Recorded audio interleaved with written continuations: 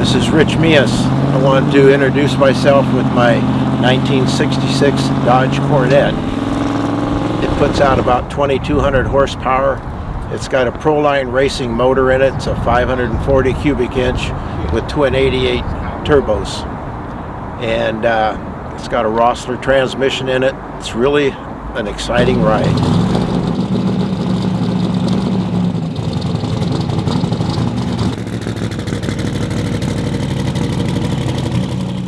My intention when I built this car was to maybe build a pro street drag racing car, something that would turn some heads and go faster than I've ever gone before, because back in the day in high school and after that I did a lot of street racing. Just after I graduated from high school, I bought a 63 Pontiac Catalina 389 4-speed positive traction, and my buddies, they all had Pontiacs. We all liked to race. Covina, Friday night, Grand Avenue, that was the day. We went down there and the four of us raced. One had a 66 Pontiac GTO 389 tri-power 4-speed posi. Another had a 63 Tempest 326, but it was fast. And the other guy had another 63 Catalina like mine. And each time we raced, the results were pretty much the same. Pontiac GTO was always the fastest, maybe by a car length and a half, but it was exciting. I mean, we'd race down on Grand Avenue in Covina and never got caught, never got chased. Not saying that that's the right thing to do. That's the thing the young boys did in those days. I think the main reason I went with twin turbos is because I went for a ride with Lang in a 67 Camaro. It had a small block with twin turbos on it, and it was fast, and it continued to go faster and faster and faster, and I thought, I'm going to go with turbos. So that's when I started thinking we ought to build a big motor.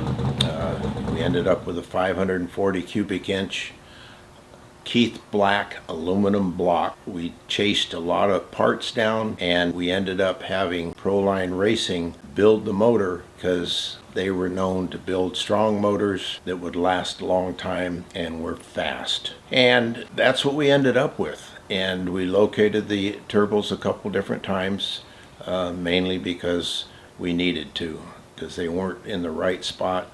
Lang didn't like them, and he was as particular as I was. So that's how that motor came out, and that's how we ended up with the way it looks, which is pretty unique, pretty different, and fast. What size carburetor? I have a 1000 Dominator. Okay, yeah. So the fuel lines are massive in this. What kind of pumps do you have for the fuel system, and what size are those lines? The way we designed it needed a 3/4 inch supply and return line, and we decided to put in 2 fuel pumps, one electric and one manual. So if I had an issue somewhere along the line, if I was driving it on the street and I had an issue, I could switch over to the other fuel pump.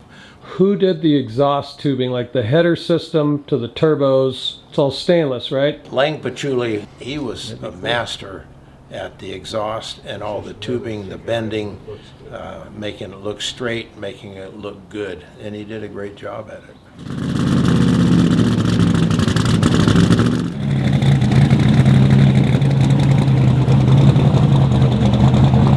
I have a Ford 9-inch, a lot of brackets, transmission, the rear end will never move. That was another thing that Lang pursued, make it the strongest and easy to adjust.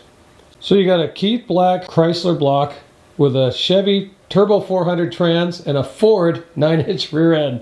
We wanted to make everybody part of this keep everyone happy.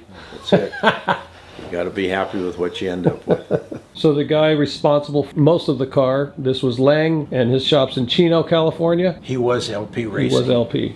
Okay. Lang Patchouli Racing. Okay. It's been great. I hope you enjoyed the video. I certainly enjoyed making this video and presenting a great car that I'll never forget. Thanks for watching. God bless the USA.